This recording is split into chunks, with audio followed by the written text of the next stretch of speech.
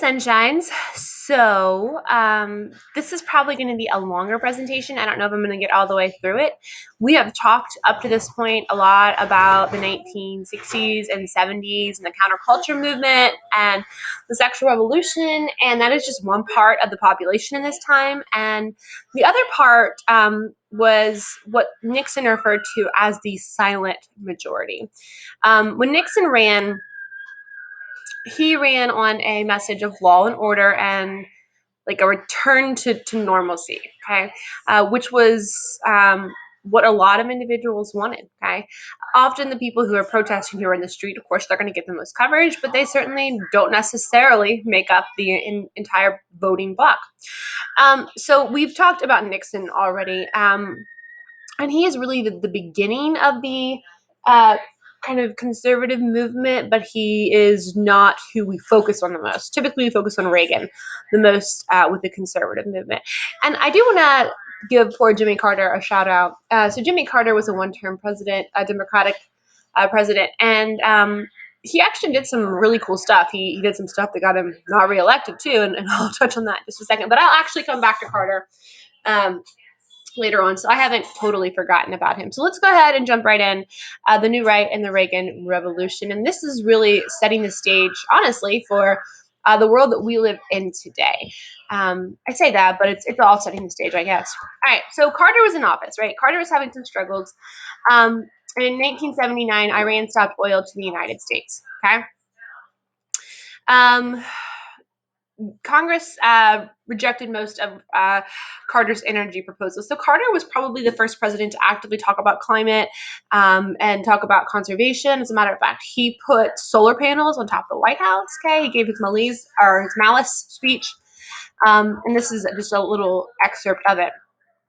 In a nation that was proud of hard work, strong families, close-knit communities, and our faith in God, too many of us now tend to worship self-indulgence and consumption.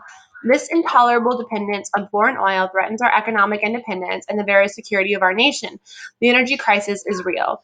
Every act of energy conservation like this is more than just common sense, I tell you. So Carter was actively trying to move away from foreign dependence on oil. And America is big on oil, as you know, and it wasn't well received. Now, on top of this, there was the Iran hostage crisis. Okay, so in 1979, Iran transitioned to an Islamic fundamentalist government. So I feel like what a lot of people don't realize is that in the 1950s and 1660s, many Middle Eastern countries, women were allowed to vote, they were allowed to drive, even though they were Islamic. Okay. Being Islamic does not discredit women from being part of government or having an active role.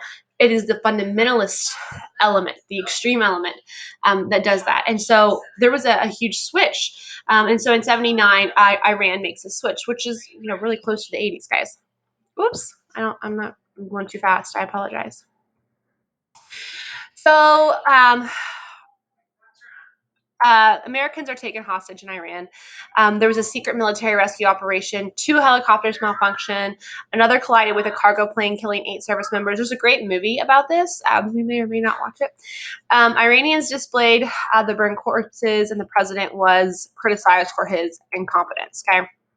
And to be clear, the captives were kept for 444 days. All right, so around the same time, or just before, we have Roe v. Wade. So Roe v. Wade is the woman's constitutional right to privacy that establishes her ability to get an abortion within the first trimester. Okay, and that was passed in 1973. And what it did is it helped to galvanize the rise of the Christian right. So the Christian voting bloc was actually not real big or wasn't paid much attention to up until this point. The sexual revolution that occurred in the 1960s, along with the women's liberation, created a backlash and a conservative reaction, as typically these things do. And so there was a call to restore traditional family values. Okay, there was also the formation of enduring political organizations that are incredibly influential today as well. So Phyllis Schlafly. So this is actually a pretty cool show on FX. It's called Mrs. America. It's about the ERA, and we've talked a little bit about it. I had you read a couple different opposing viewpoints on it.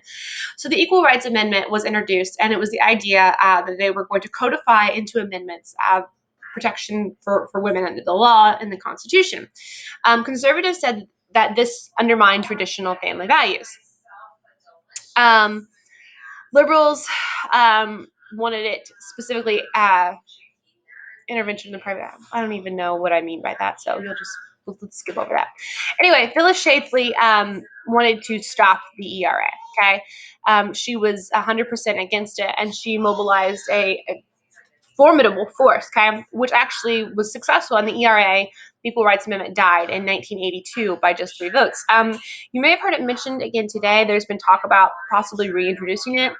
Virginia. Just ratified it. But technically, since it died some time ago, there's questions as to whether or not that ratification is legitimate. So this was the text of the Equal Rights Amendment. Section 1, equality of rights under the law shall not be denied or abridged by the United States or by any state on account of sex. Section 2, the Congress shall have the power to enforce by appropriate legislation the provisions of this article. And number 3, or section 3, this amendment shall take effect 2 years after the date of ratification. So that was it. Really, the entire text is equality of rights under the law shall not be denied or abridged by the United States or by any state on the account of sex. Pretty cool video here. I might show this in class later. It kind of gives you an idea of the different perspectives on the ERA. All right, so the Reagan coalition. So there was a large group of Republicans that had been split in numerous ways. So there was, this is supposed to be an elephant that's been stitched together. There was the religious right, there was the business element, and Reagan effectively is able to join this pattern to ensure that he gets the voting bloc he needs to be successful. This is a strategy by many presidents. So like Kennedy was able to galvanize like Catholics, Hispanics, women, specifically groups that have felt marginalized, and that's what he was able to win. Reagan's able to do the same thing, only on the opposite party. All right, so the Christian right. The Christian right is incredibly important in this era and continues to have massive influence. So evangelical Christianity grew in the 1970s, okay? What we would consider to be fundamentalist Christians. And by 1978, 40% of Americans described themselves as born again, including like President Carter, who was a Democrat. Divisive issues like abortion and women's rights contributed to numerous new evangelical and political organizations. Televangelism. This was also the age of televangelism. So like all of a sudden you could watch church on TV. Maybe you've heard of, why can't I say his name? Joel Osteen, for example. But before Joel Osteen, there were charismatic preachers like Jerry Falwell, Jimmy Baker, Jimmy Swaggart, Pat Robertson, okay? And they gave these, incredibly rousing sermons that resonated with disaffected evangelicals and translated into political action. All right, so these are just some of the Christian right groups. A lot of them still exist. So groups like the National Conservative Political Action Committee, the Moral Majority. There's also like the Heritage Group. And what they were able to do is they were able to use their influence and campaign tactics to deliver the critical portion of votes for Ronald Reagan. Intellectual foundations of modern conservatism. So again, Reagan drew from the religious right, he drew from the business right, and then the intellectual right as well. And so this is Senator Barry Goldwater. He's widely regarded as the father of modern American conservatism. While his libertarianism is at odds with social and moral agenda of the Reagan administration and the Christian right, it is the foundational for the intellectual portion. We'll talk about that kind of more in depth in class. Reagan's 1964 Time for Choosing speech was on behalf of the Goldwater campaign that propelled the actor from corporate spokesman to conservative champion. So keep in mind, Reagan was an actor. He was a Hollywood star. He'd been divorced, which was against a lot of religious morals at the time. But this speech kind of catapults him into the political atmosphere. It became known simply as the speech. Reagan outlined modern conservative movement: smaller government, lower taxes, personal autonomy, and more aggressiveness towards communists. I'm going to move past this because we're not going to cast on Kirk.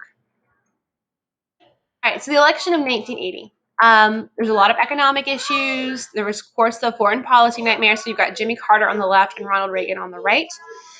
strained Soviet-American relations because Soviet Union invaded Afghanistan, and Reagan questioned Carter's competence. When you're running for president for the first time, you're running on promises, but when you're the incumbent, like Carter was, you're running on what you've done, and so the people decide whether or not they think you've done a good enough job.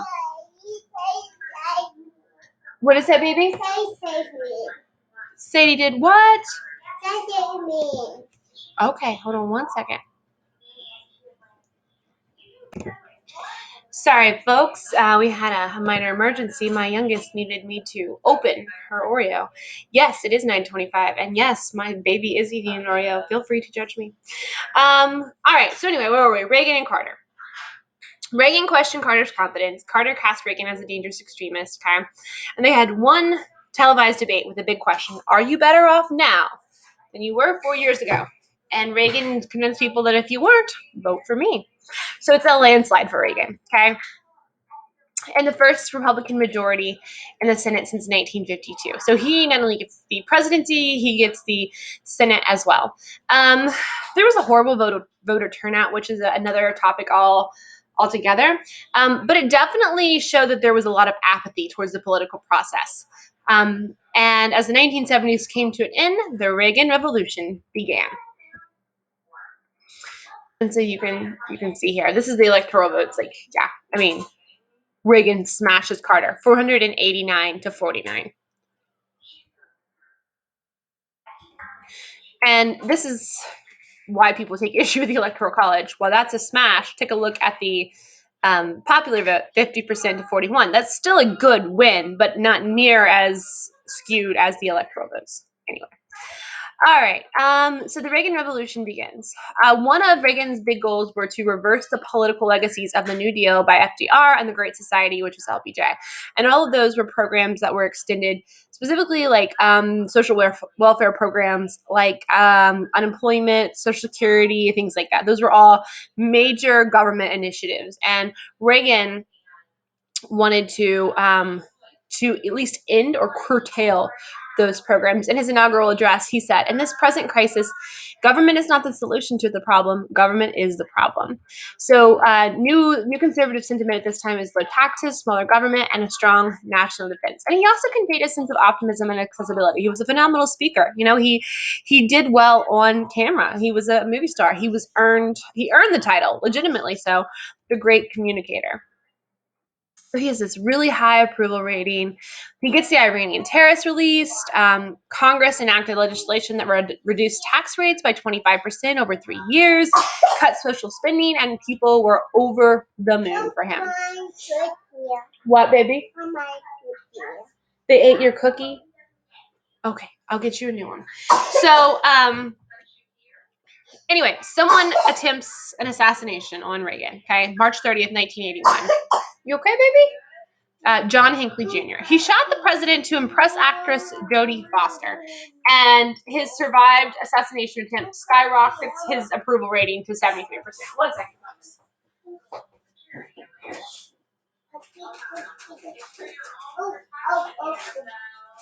You want it open? Hey, baby.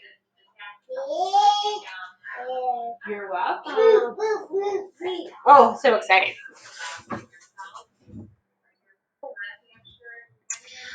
Okay, so among his notable things that he did in office, he appointed the first female Supreme Court Justice, Sandra Day O'Connor. She was a very moderate Republican, although foes of abortion and the ERA condemned the choice. The ascendancy of conservatism in the 1980s was partially attributed to the stagflation of the Carter years.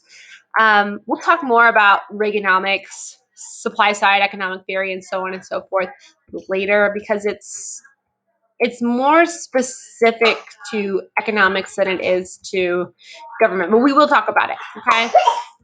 We see defense spending increase over this time, increased military spending by over 50%. That's a ton, guys, between 1981 and 1988. Focuses on increasing military capability in the USSR. Keep in mind, we're in the middle of the Cold War still. And he also had the idea for a Star Wars program. Yes, Star Wars is the name, which is a defense initiative. Wouldn't it be better to save lives than to avenge them? It was that a goal to basically create a series of intergalactic missile defense systems. Okay. Many believe that this was infeasible due to the enormous expense and technical innovation required. It did not happen. And let's stop there, I think, for the day. Okay. So that kind of tells you the first little bit about Reagan's presidency and gives you an introduction in, because this presentation is super long. But this should give you an idea about the first little bit of the Reagan presidency and the beginning of conservatism. And we'll dive more into Reagan either tomorrow or when we get back. So I will see you then. Hope you're having a good day. Bye. Be working on your tweets, okay? Be working on your tweets. Stay warm.